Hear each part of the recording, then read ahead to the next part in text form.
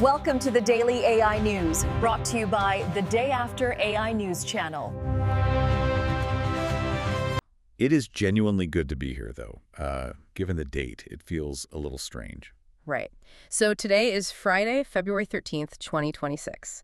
And I have to say, looking at the absolute mountain of stories we have to get through, the date feels incredibly appropriate. It really does.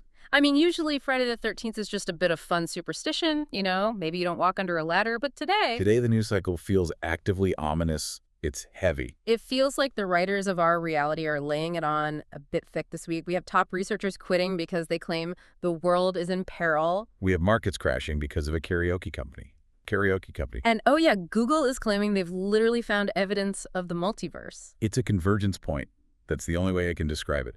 We're seeing financial panic, existential dread, and physics-breaking tech all land in the same 24-hour window. Right. So the mission for this deep dive is to try and make sense of this chaos without, spiraling into total despair. We need to connect these dots for you because, trust me, they all connect. That is a tall order, but let's give it a shot. Okay, let's start with what everyone in the industry is whispering about, the, quote, civil war of AI safety. We've seen resignations before, right? People moving from one lab to another. But this week felt different. The tone has shifted from career move to emergency exit. It absolutely has. We saw two major departures from the biggest labs in the world, Anthropic and OpenAI. And you're right, these weren't your standard, I'm exploring new opportunities, LinkedIn posts. Not at all. These were warning shots. Yeah. So let's talk about Manik Sharma first, top AI safety researcher at Anthropic. He quit this week, and the statement he put out was just haunting. It was. He posted a public warning saying, quote, "The world is in peril." And what struck me is that he wasn't just talking about, like, a rogue chatbot.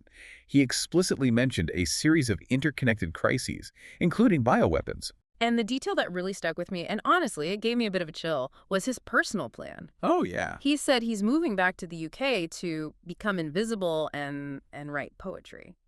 That's the part that just stops you in your tracks, isn't it? Yeah. When the guy whose entire job is to predict the future of safety decides the best strategic move is to vanish and study poetry. What does that tell you? It suggests he sees a timeline coming that he feels he can't stop. It's a retreat. It's almost a rejection of the technological world he helped build. It's the ultimate I'm out. And he wasn't alone. Zoe Hitzig left OpenAI the same week. Right, and her concerns were more immediate, more sociological. She cited the psychosocial impact of AI on human relationships. She was particularly upset about the plan to put ads in ChatGPT, right? Exactly. Which, might sound like a smaller issue compared to bioweapons. But her point was about manipulation. Precisely. She basically said, we're building an economic engine that profits from messing with human connection before we even understand the consequences. So, if an AI's primary goal is to serve you an ad, can you trust the advice it gives you about your marriage or your mental health? That's the question. She's saying the whole incentive structure is broken from the start. So you have the engineers and the ethicists fleeing to the lifeboats. Meanwhile, the companies themselves, the ships, are gearing up for actual political warfare. It really is a civil war in the truest sense. It's no longer just theoretical debates on Twitter. It's cold, hard cash entering the U.S. political system. So Anthropic just dropped $20 million into a super PAC. Yep, public first action. Yeah. And their goal is strict guardrails. They're backing candidates who want to regulate this stuff heavily. But on the other side, you have this coalition, OpenAI, Andreessen Horowitz, Palantir. And they are pouring money, we're talking over $100 million here, into a different group. And their goal is fascinating from a legal strategy perspective. They want a single federal standard. Right. Which, on the surface, it sounds reasonable. One rule for everyone. Why is that so controversial? Because in U.S. law, a federal standard is often a tool for something called preemption. Explain that.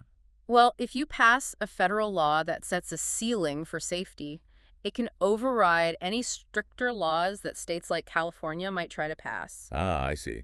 So if California says you must test for bioweapon risks, and the federal law says, nah, you don't have to. The federal law wins. It's the classic corporate maneuver.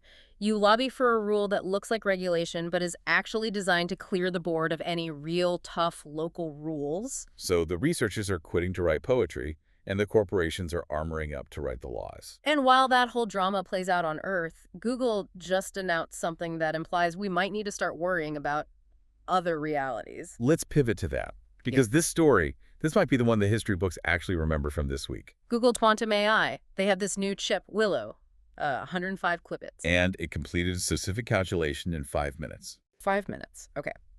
So context is everything here.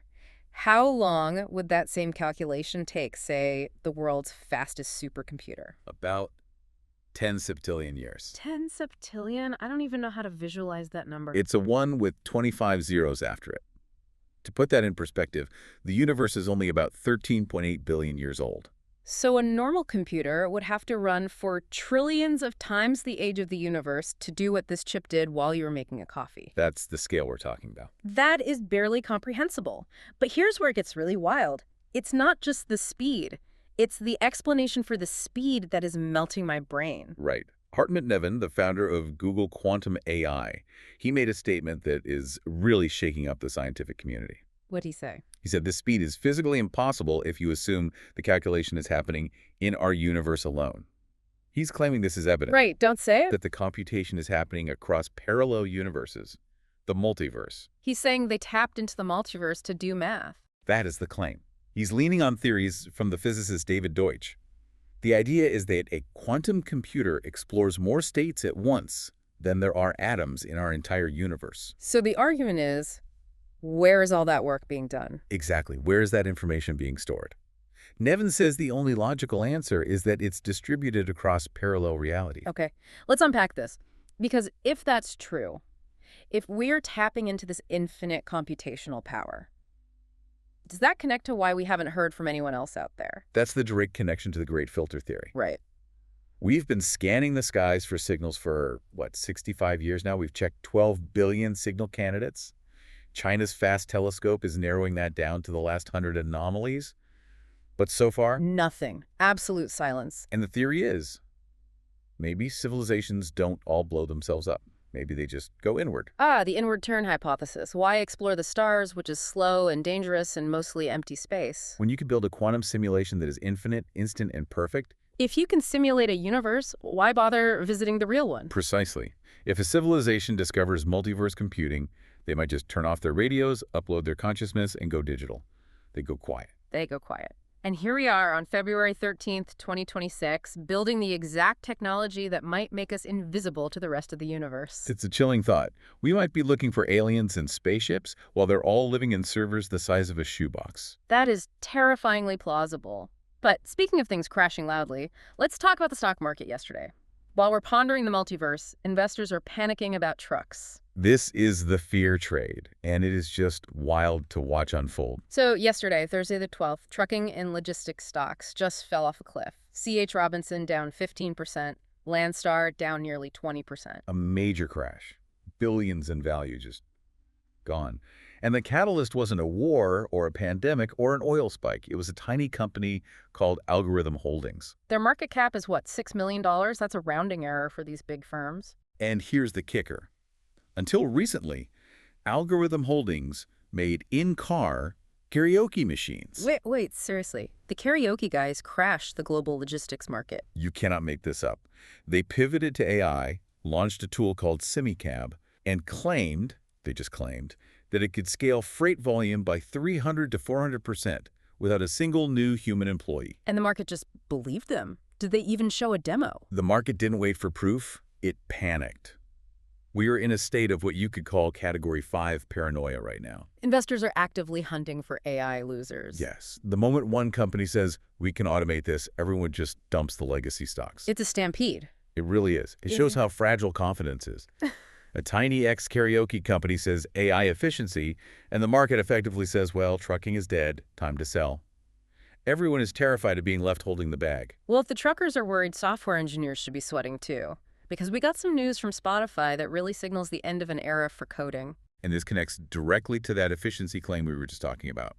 Spotify revealed that their best engineers, they haven't written a single line of code manually since December. Since December? So what are they doing all day? They're architecting, they're collaborating. They use an internal system called Honk, which is powered by Anthropic's Claude. And the engineers are literally fixing bugs and pushing features via Slack while they're on their commute. So the coding just happens in the background. You just tell a bot, fix this, and poof, it's done. Yep. The manual typing of syntax, the actual coding, is gone.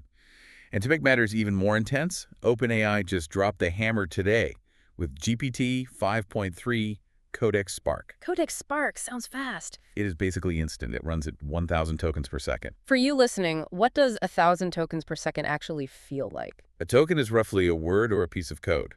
1,000 tokens a second means it can generate a novel in under a minute, or a complex piece of software in the blink of an eye. So it's faster than you can read. It's faster than you can think. It completely changes the workflow. You aren't waiting for the AI anymore. It's real time. It feels less like asking a computer for something and more like having the code just manifest as you speak. And OpenAI is forcing the issue too. Right. As of today, they're officially retiring GPT-4 and the older models. They're cutting the cord. If you aren't on the 5.x series, you're obsolete. The speed of code generation is now effectively infinite, so the barrier to creating software is basically zero. Which changes the global landscape. We have American companies speeding up, but we have to look east because the global race is heating up and China just dropped a massive contender. Zhipu AI, GLM5. And looking at the notes here, this thing is shaking up the leaderboards. It is. But what's really fascinating here is a specific metric they're bragging about.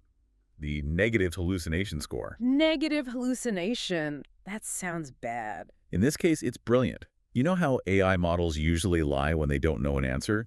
They hallucinate facts because their goal is to please you. Right, they make up court cases or historical events just to have an answer. Exactly.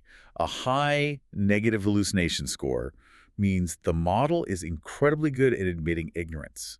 It says, I don't know, instead of making things up. That is a huge feature for any serious business use. If I'm a bank, I want an honest employee, not a confident liar. Exactly. Reliability is the new gold standard.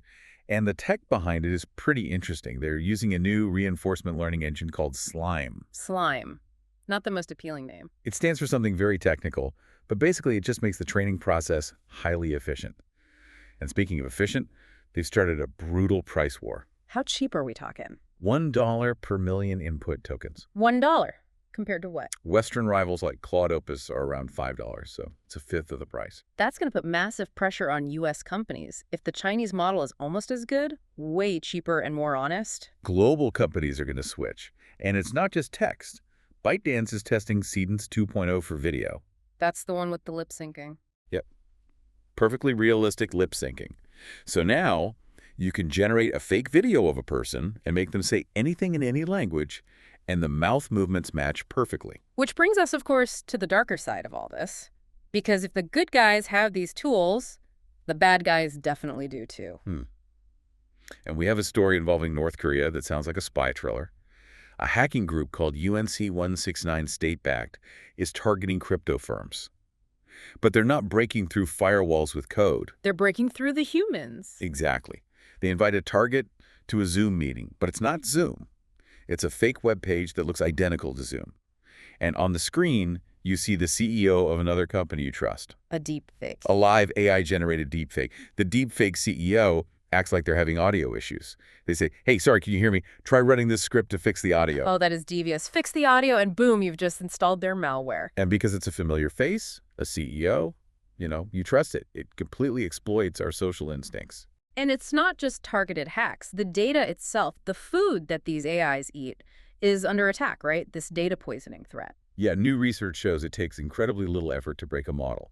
It only takes about 250 bad files to poison an entire AI training run. Only 250? That seems remarkably low given they're trained on billions of files. It is. But if you slip 250 specifically crafted malicious examples into a training set, you can corrupt the model's behavior, make it secretly racist, or make it ignore safety rules when a specific keyword is used. And the tools to do this are becoming democratized. We're even seeing this play out on social media, that New Zealand Daily Hub story on Facebook. Right. This page is flooding feeds with images of car crashes, floods, disasters. But they're all fake. All AI generated, but they tag real locations. Flood in Northland, crash in Nelson. It's designed for rage bait and engagement. People react, they click, they share.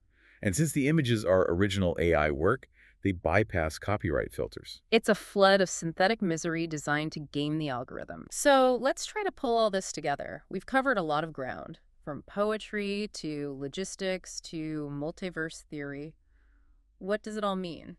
I think we're at convergence point. Look at all the threads we've pulled today. We've got the top researchers fleeing because they think the world is in genuine peril. We have financial markets crashing because they believe AI will instantly automate entire industries. We have the act of coding becoming instantaneous, so software essentially builds itself. And we have the potential proof of the multiverse, suggesting that advanced civilizations just turn inward and disappear. It feels like we're walking right up to a wall. Or a filter. Remember the great filter? The idea that there's some barrier that stops civilizations from expanding into the galaxy. Yeah. The reason the sky is so quiet. We usually think of the filter as something like nuclear war or an asteroid. But looking at the news today, what if the filter is this? What if the filter is a technology so powerful, so efficient, and so all-consuming that we simply dissolve into it? We stop writing code, we stop driving trucks, we stop looking at the stars, and we just exist inside the simulation we built. Or, as Min King Sharma feared, we lose control of it entirely. It's Friday the 13th, 2026. And the question for you listening isn't just about stock prices or new chatbots, it's deeper. Do you feel market fear? Are you worried about your job, your portfolio? Or do you feel tech excitement? Or do you feel a little bit of that urge to just move to the countryside and write poetry? I think I might be looking at poetry classes this weekend. I honestly wouldn't blame you. Thanks for diving deep with us. Before you go, please subscribe to the podcast Prime. And if you enjoyed today's episode, hit like to support us. Thanks for listening and see you next time.